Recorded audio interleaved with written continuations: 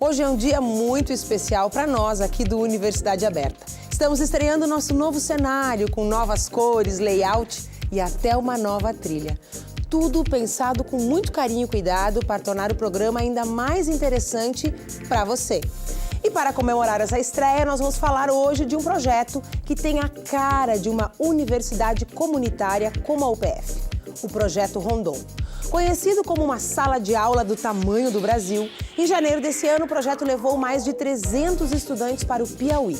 A Operação Parnaíba foi realizada em 15 cidades do estado e reuniu universidades do país inteiro. A UPF também esteve lá. E no programa de hoje, os nossos rondonistas vão contar como foi essa experiência.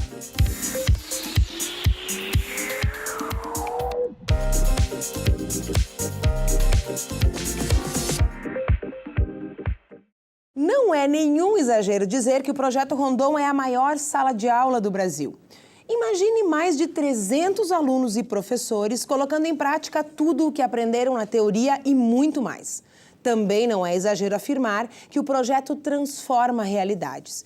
Em 50 anos, contou com a participação de mais de 22 mil rondonistas e beneficiou cerca de 2 milhões de pessoas. E para conversar sobre a participação da UPF na Operação Parnaíba, eu recebo aqui no estúdio o coordenador da equipe, o professor doutor Rodrigo Luz, da Faculdade de Ciências Econômicas, Administrativas e Contábeis. Mas antes disso, confere aí uma reportagem produzida pelo Núcleo Experimental de Jornalismo em parceria com a UPF TV. Terra de chão batido, diferentes realidades e culturas, quilômetros longe de casa. O Projeto Rondon desafia os jovens universitários ao novo, na maior sala de aula do Brasil. Em janeiro, foi no estado do Piauí. É toda uma outra percepção e um ponto de vista assim, que tu passa a ter depois do Rondon, né?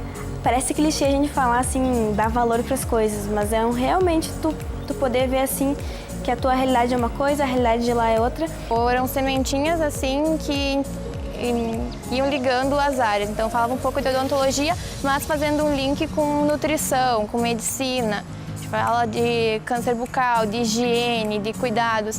Aí você vai falar de higiene, tu fala só de higiene bucal, fala da higiene das mãos também. Vai falar sobre saúde bucal, fala da saúde do corpo, da alimentação.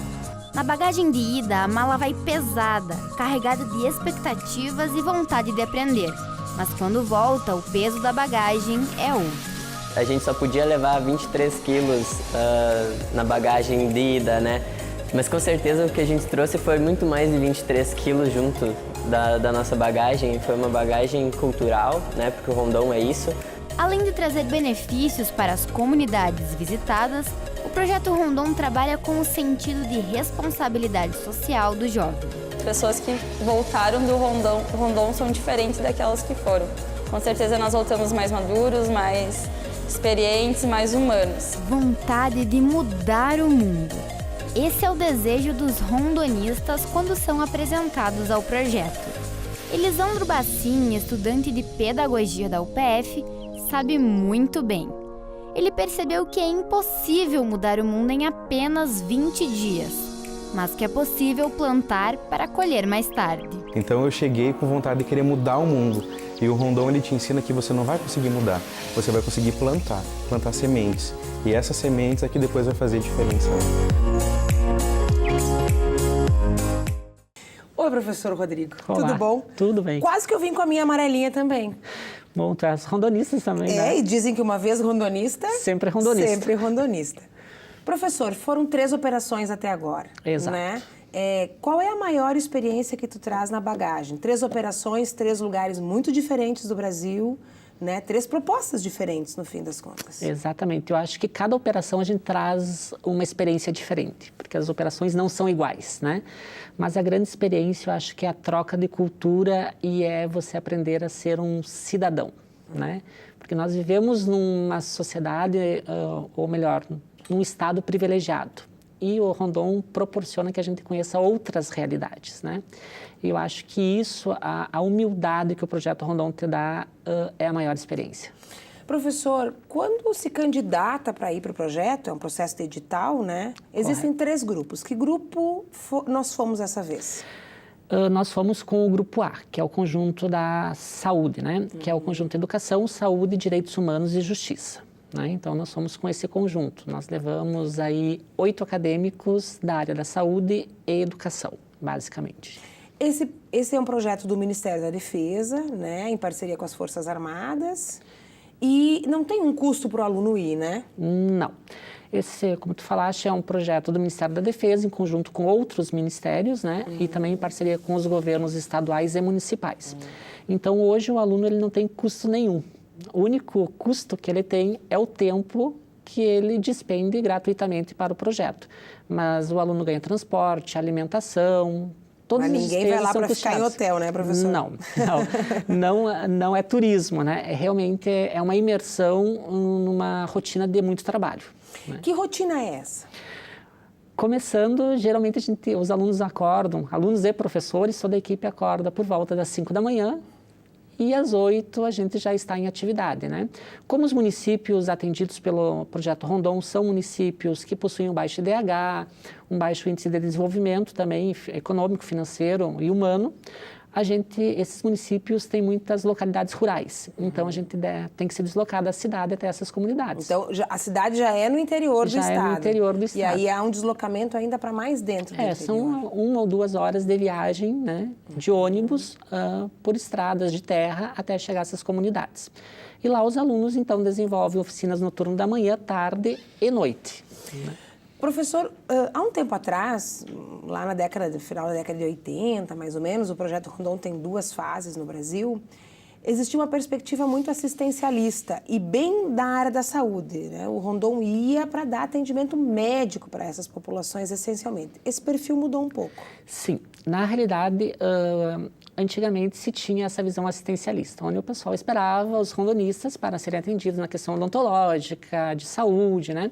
Hoje não. Hoje o objetivo do Projeto Rondon é formar multiplicadores e trabalhar basicamente com as questões de políticas públicas, né?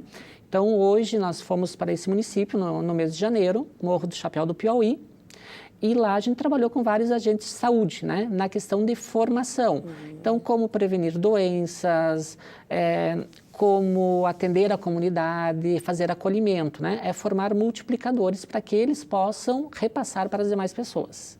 E dentro desse cenário de oficinas existem professores e alunos. Qual é o papel dos alunos? Na realidade, o professor ele é um protagonista em todo esse processo, porque quem desenvolve todas as ações são os alunos. O aluno é o protagonista. O aluno é o protagonista, né? O professor ele só supervisiona e está lá para dar um acompanhamento ao aluno. Tem uma dúvida, o professor intervém, né? Mas as oficinas são desenvolvidas pelos alunos, eles já desenvolvem aqui na universidade, essas oficinas vão para lá validadas já, então eles chegam lá e executam. Mas a gente sempre alerta aos alunos, né? Tudo que a gente prepara aqui, muitas vezes, quando nós chegamos, nos deparamos com a realidade do município, nós temos que alterar, né? E isso acontece em toda a operação. O edital é constituído, o processo do Rondon é constituído de 2 fases, né? Uma que é a preparação para a viagem, que envolve as oficinas, e depois a aplicação.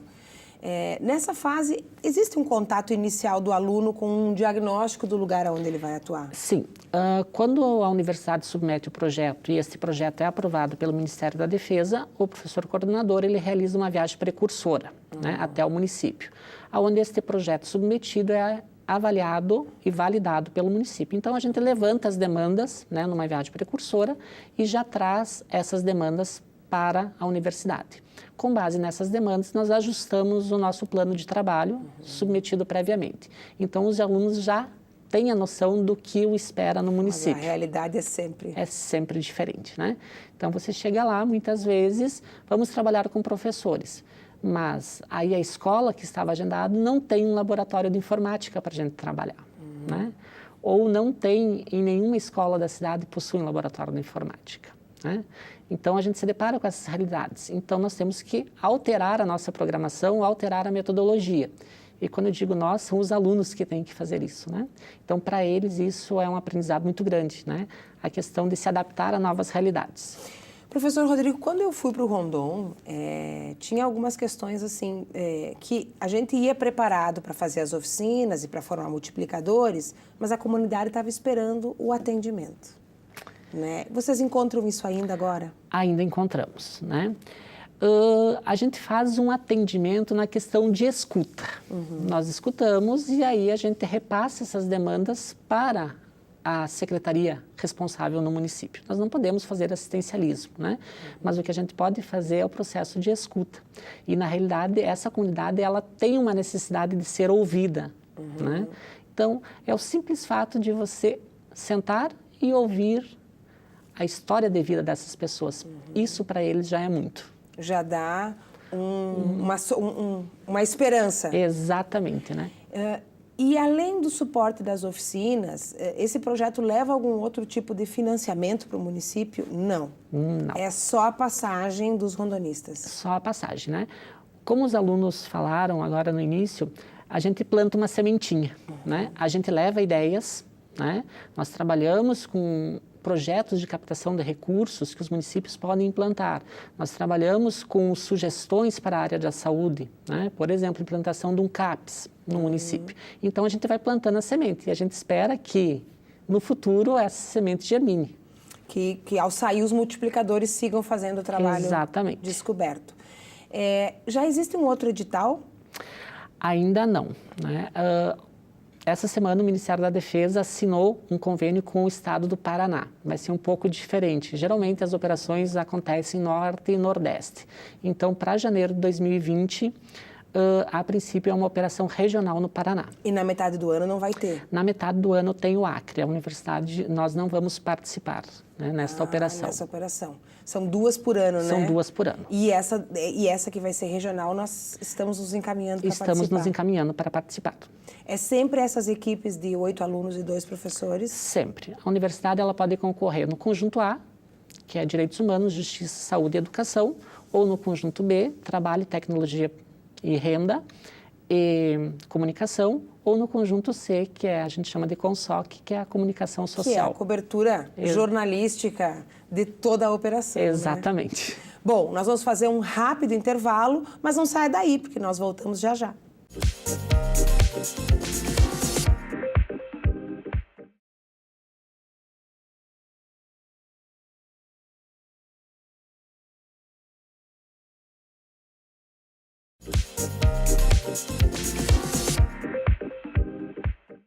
Estamos de volta com a Universidade Aberta. E o assunto de hoje é a participação da UPF na Operação Parnaíba do Projeto Rondon. Estamos aqui no estúdio com o coordenador da equipe da UPF na operação, o professor Dr. Rodrigo Luz. E você, sabia que o Projeto Rondon existe há mais de 50 anos? No Fique Sabendo de hoje, a gente te conta toda essa história.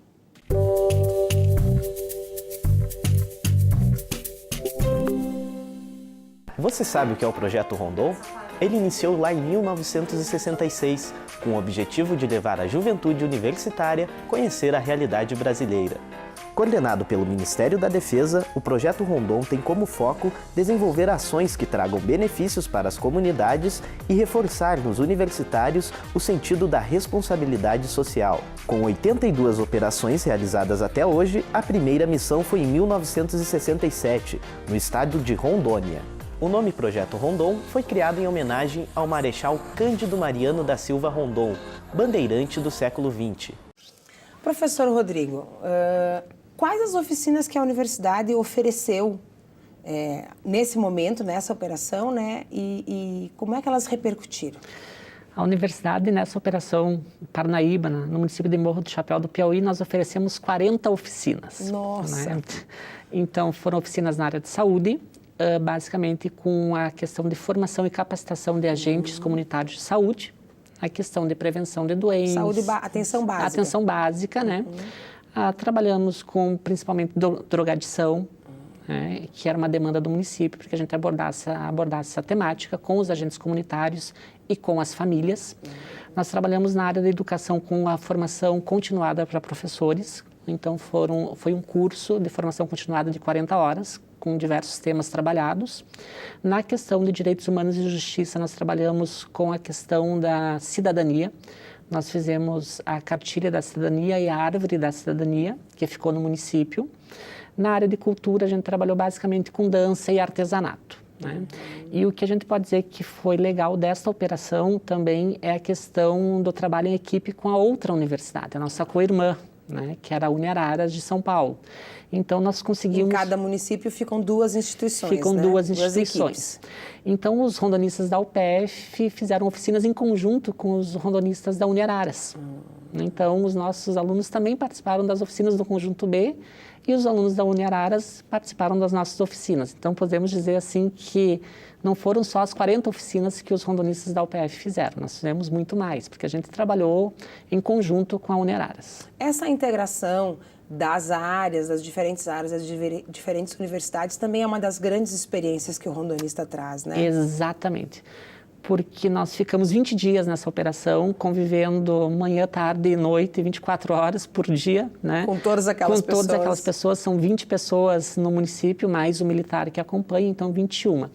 E acaba se tornando uma única equipe, né? Então, é uma única equipe de rondonistas que está no município. São 2 universidades, mas que formam uma única equipe.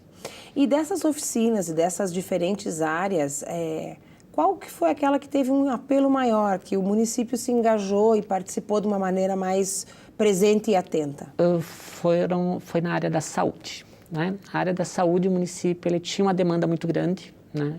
Nós tínhamos oficina com 40 agentes de saúde, né? Na questão principalmente de prevenção de doenças. Quantos habitantes tinha nesse município? 6.692 habitantes.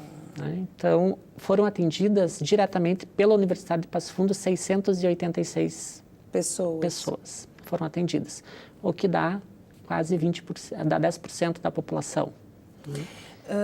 Além dessa relação com as comunidades, existe uma relação muito próxima entre os rondonistas e as Forças Armadas. Exato. Né? Que às vezes é um mistério, a gente não conhece, não se envolve, não está próximo e nesse momento o rondonista tem essa oportunidade de conhecer o trabalho e quase um trabalho de defesa civil, né, que é feito. Sim. Existe uma certa apreensão por parte dos nossos alunos rondonistas, eu vou ficar num quartel, né? No Piauí nós ficamos no 25º Batalhão de Caçadores, né? Então há uma aproximação muito grande com as Forças Armadas.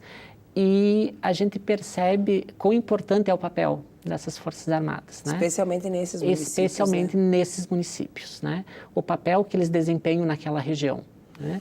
E tanto é que nós temos um militar de ligação, que, né, o nosso anjo, que nos acompanha nas operações, né? Então, cada universidade, cada município tem um anjo, que é um militar, que é o elo de ligação entre as universidades e o Ministério da Defesa. E as demandas, né, que vão surgindo naquele momento ali. Exatamente. Que tem um trabalho de defesa das Forças Armadas, das fronteiras, por exemplo, quando eu fui para Rondônia, né? Então era uma região de fronteira, mas tem um trabalho muito de defesa civil, né? Sim. De carregar água, de ajudar a reconstruir casa. Exatamente. O Piauí hoje ele sofre com a seca, né? E o 25º Batalhão de Caçadores, ele tem um papel fundamental na questão da água. Então, os caminhões-pipas do Exército que levam água para esses municípios. Então, existe todo um roteiro onde essa equipe de militares, eles desenvolvem esse trabalho, né, de comunitário, né? Vamos dizer assim. Como uma avaliação final, depois de passaram toda a operação, volta para casa, o que os alunos trazem, além da troca cultural, no processo de formação mesmo, de formação profissional, o que é que eles trazem de mais precioso? Eu acho que eles têm um contato com a prática muito grande, né? Porque eles deixam aquele papel de aluno e passam a agir como profissionais na questão de formação. Né? Então, eles têm que se pôr no papel de profissional. Assumir a responsabilidade. Assumir a responsabilidade. E, além do mais, eles se deparam com uma realidade diferente e que eles podem se deparar com essa realidade no futuro. Então, isso já traz uma preparação. Como eles falaram, é algo que não tem palavras para eles. Por quê? Porque eles se deparam com uma realidade que eles encontrariam mais tarde. E a universidade ou talvez não encontrariam, porque não é a nossa realidade aqui no Rio Grande do Sul. E a universidade proporciona esse contato, né, com essa realidade a eles.